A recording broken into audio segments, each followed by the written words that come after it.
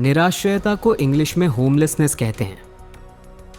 निराश्रयता का मतलब है जब किसी व्यक्ति के पास रहने का सहारा, घर या कोई मदद करने वाला नहीं होता और वह खुद को अकेला व असहाय महसूस करता है। आइए इसे कुछ एग्जाम्पल द्वारा समझते हैं। एग्जाम्पल: एक बाढ़ में घर टूटने से परिवार निराश्रयता का शिकार हो गया।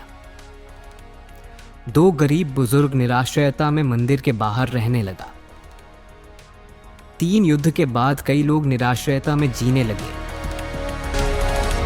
ऐसे ही आप लोग अपना सहयोग बनाए रखिए, क्योंकि दैनिक जीवन में उपयोग होने वाले शब्दों के सरल अर्थ और उनकी सहज व्याख्या हम आगे भी आपके साथ साझा करते रहेंगे। धन्यवाद।